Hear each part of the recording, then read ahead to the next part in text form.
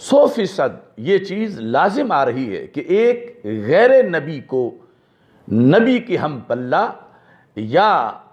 جس عقیدے کے لحاظ سے یہ بات کی جا رہی ہے جس فرقے کے، اس میں تو معصوم کا درجہ نبی سے بھی اوپر ہے، تو نبی کی ہم پلہ یا نبی سے اوپر ماننا یہ لازم آ رہا ہے اس شخص کی گفتگو میں،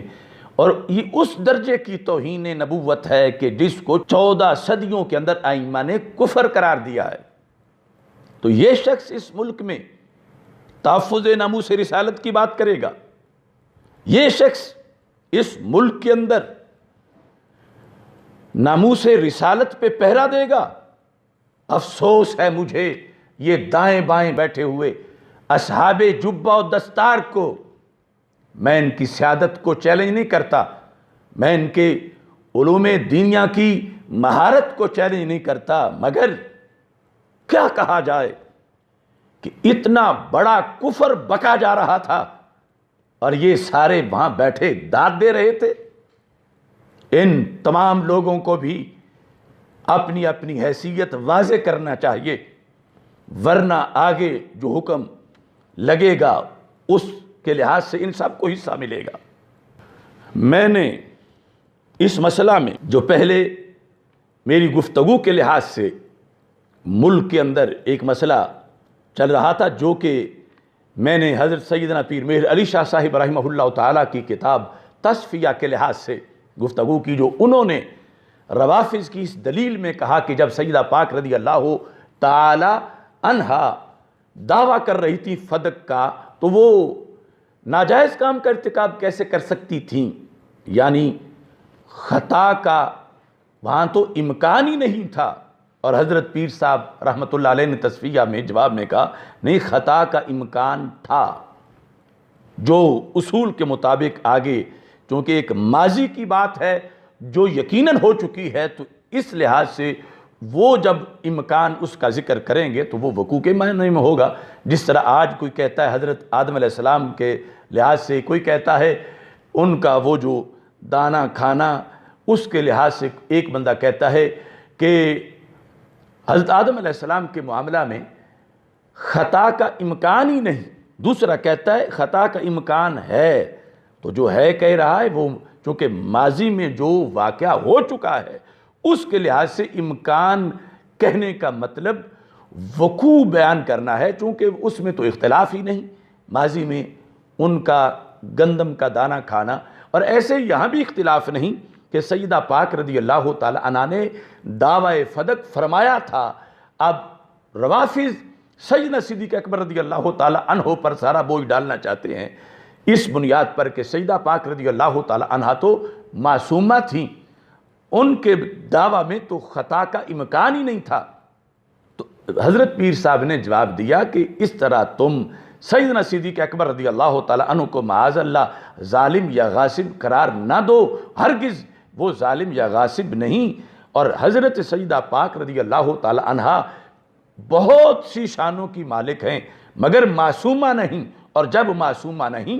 تو فرمایا کہ خطا کا امکان تھا۔ یہ 14 صدیوں میں ہم اہل سنت و جماعت کا مسلک رہا ہے، 14 صدیوں میں، جس پر ہم ہزاروں حوالہ جات پیش کر سکتے ہیں۔ آج کچھ لوگ ہمارے فرقے کی اہل سنت و جماعت کے نہ جانے کس وجہ سے انہیں فریب دیا گیا اور وہ اڑنے لگے امکان خطا کے مسئلے پر اور معصومیت ماننے لگے، مصداق کے لحاظ سیدہ پاک رضی اللہ تعالی عنہا کو کی معصومیت ماننے لگے، لفظ معصومہ بولے بغیر یہ کہہ کر کہ خطا کا وہاں امکان ہی نہیں تھا، تو یہی تو معصومیت ہے۔ تو اس طرح ہم نے ان لوگوں کا رد کیا، اور اس رد میں ہمارے خلاف جو طوفان اٹھا سب کے سامنے ہے، مگر میں نے اس رد کے دوران دیوبند کے علماء سے یا اس سے ریلیٹڈ جتنے وہابی ہیں کسی ایک سے میں نے اپنی حمایت کا تقاضا نہیں کیا، اگرچہ ان جماعتوں کے کئی لیڈروں کے خطوط میرے پاس آئے، موجود ہیں، کہ جنہوں نے کہا کہ آپ کہیں تو ہم آپ کے حق میں بیان دیں، ہم آپ کے ساتھ ہیں، یہ ہے وہ ہے، لیکن میں نے کسی کے ساتھ فون پر بات کرنا بھی پسند نہیں کی، جو لوگ رابطہ کر رہے تھے بات کرنے کے لحاظ سے۔ لیکن آج میں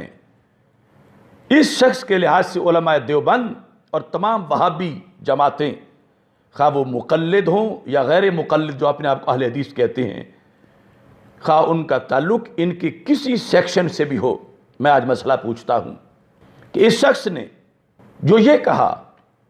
کہ سیدہ فاطمہ طیبہ طاہرہ رضی اللہ تعالی عنہا سے خطا کا امکان ہی نہیں تھا، امکان خطا کی نفی کی، اور پھر امکان خطا کو ماننے کا جو عقیدہ ہے اسے پورے اسلام پر حملہ کرنا قرار دیا، تو علماء دیوبند اور تمام وہابی تنظیموں پر اب لازم ہے کیا ان کا بھی یہی مذہب ہے؟ کیا ان کا بھی یہی موقف ہے؟ کیا وہ بھی یہ کہہ کر حضرت سیدہ فاطمہ رضی اللہ تعالی عنہا کو معصومہ ہی مانتے ہیں، یا ان کا یہ موقف نہیں ہے؟ تو اس بنیاد پر آج گواہی دینے کا وقت ہے، اس سلسلہ میں اپنی ذمہ داری، اپنے مسلک کی ذمہ داری، کیونکہ ہمارے جو اختلافات ہیں علماء دیوبند سے اور دیگر وہابی تنظیموں سے، وہ ایک طے شدہ حقیقت ہے، لیکن یہ جو معاملہ ہے معصومیت کا، اس میں میری معلومات کے مطابق تو علماء دیوبند اور یہ وہابی تنظیمیں، ان کا بھی یہ مسلک نہیں۔ میں تو سینکڑوں حوالے ان کے پیش کر سکتا ہوں کہ وہ صرف انبیاء کرام علیہ السلام کو معصوم مانتے ہیں، اور صحابہ کرام رضی اللہ تعالیٰ عنہم اور اہل بیت اطہار رضی اللہ تعالیٰ عنہم کو معصوم نہیں مانتے۔ لیکن یہ شخص جو متحدہ علماء بورڈ کا چیئرمین بھی بنا ہوا ہے، اور بات وہ کر رہا ہے جو امت میں روافض کے سوا آج تک کسی نے نہیں کی، تو اس کے فرقے کے علماء بول کر اس کا شرعی حکم بتائیں۔ کیا اس کے اس بیان سے توہین رسالت نہیں ہوئی؟ کیا غیر نبی کو نبی کے ہم پلہ یا اوپر قرار دینا یہ توہین رسالت نہیں ہے؟ اگر نہیں تو پھر بھی بتائیں، اگر ہے تو پھر بھی بتائیں۔ لیکن دودھ کا دودھ اور پانی کا پانی، یعنی اس مسئلہ کے لحاظ سے جو حکم لگتا ہے وہ ضرور آنا چاہیے۔ اور یہ جو ایک بہت بڑی سازش ہے ملت بیضا کے خلاف اس وقت، اور یہ شخص تو یعنی اگر سکھوں کی بات ہو، کرتارپور ہو، شرک کا گڑھ ہو، وہاں بھی جا کر یہ زمین و آسمان کے کلابے میں لاتا رہتا ہے۔ اس کو ہر جرم کو دھونے کے لیے اس کو ٹھیکہ دیا گیا ہے کہ وہ اس کے ذریعے سے اپنے جرائم لوگ دھلاتے رہتے ہیں۔ ایک دوسرا بھی اس کا بیان ہے، اس کی طرف میں متوجہ آپ کو کرنا چاہتا ہوں۔ مسلسل یہ شخص اپنے پیج سے، اپنی آئی ڈی سے، اپنے بیانوں میں یہ کہہ رہا ہے کہ ایک طبقہ عقیدہ رکھتا ہے کہ معاذ اللہ اصحاب رسول صلی اللہ علیہ وسلم ورضی اللہ تعالیٰ عنہم خطا کار تھے، معاذ اللہ۔ ایک طبقہ یہ ہے اس کے بقول۔ ایک طبقہ کہتا ہے کہ اہل بیت رسول صلی اللہ علیہ وسلم معاذ اللہ ثم معاذ اللہ خطا کار تھے۔ پہلے میں یعنی اصحاب رسول صلی اللہ علیہ وسلم خطا کار تھے، ایک طبقہ یہ کہتا ہے، اور دوسرا طبقہ جو ہے یعنی ان کا عقیدہ یہ ہے کہ معاذ اللہ وہ اہل بیت اطہار رضی اللہ تعالیٰ عنہم کو خطا کار کا عقیدہ رکھتے ہیں، اور اس نے کہا ہم ان دونوں سے بری۔ تو یہاں اس پہ لازم ہے،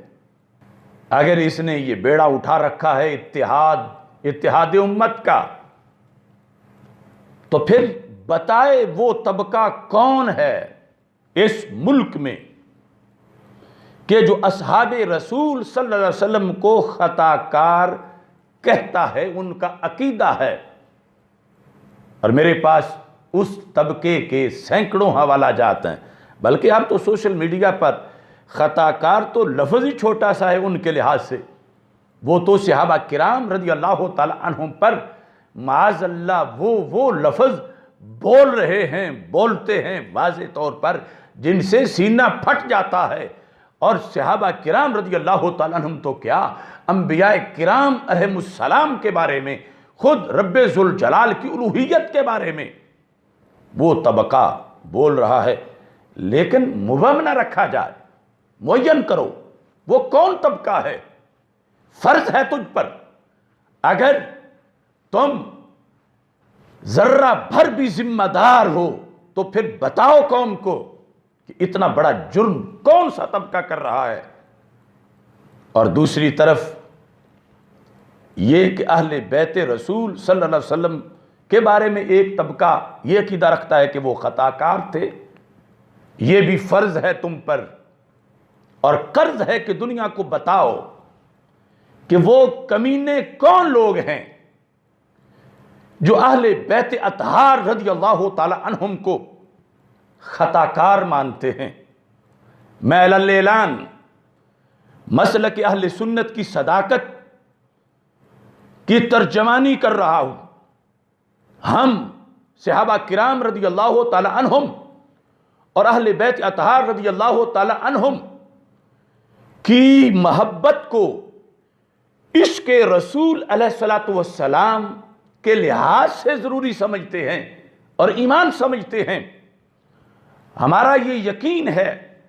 کہ اس شخص کا رسول اکرم صلی اللہ علیہ وسلم پر ایمان نہیں کہ جو اصحاب رسول صلی اللہ علیہ وسلم سے بغض رکھے یا اہل بیت اطہار رضی اللہ تعالیٰ عنہ سے بغض رکھے، یا ان میں سے کسی پر وہ تنقید کرے، توہین کرے، چونکہ ہمارا یہ دین ہے کہ اہل بیت اطہار رضی اللہ تعالی عنہم کی محبت بھی رسول اکرم صلی اللہ علیہ وسلم کی وجہ سے ہے۔ احبو اہل بیتی لحبی، یہ رسول پاک صلی اللہ علیہ وسلم کا فرمان ہے۔ اور صحابہ کے بارے میں فرما فمن احبہم فبحبی احبہم، تو ایمان بالرسالہ، رسالت پر ایمان کے لحاظ سے فرض ہے کہ رسول پاک صلی اللہ علیہ وسلم کے آل پاک رضی اللہ تعالی عنہم سے بھی محبت کی جائے اور صحابہ کرام رضی اللہ تعالی عنہم سے بھی محبت کی جائے۔ ان دونوں اطراف میں سے اگر کوئی کسی سے ایک سے بھی بغض رکھتا ہے، اہل بیت اطہار علیہم الرضوان کے افراد میں سے اور صحابہ کرام رضی اللہ تعالی عنہم کے افراد میں سے، اس شخص کا ایمان بالرسالہ جو ہے وہ تسلیم نہیں کیا جائے گا۔ یہ ہمارا عقیدہ ہے اہل سنت و جماعت کا۔ اب وہ کون سا گروہ ہے جو اہل بیت اطہار رضی اللہ تعالی عنہم کو خطا کار کا عقیدہ رکھتا ہے اس ملک میں؟ کون سا گروہ ہے؟ اگر وہ ہے تو تم بتاؤ، اس کا نام لو، اور اگر نہیں تو اپنے آپ کو کذاب مانو کہ اس ملک کے اندر تم کسے کہہ رہے ہو۔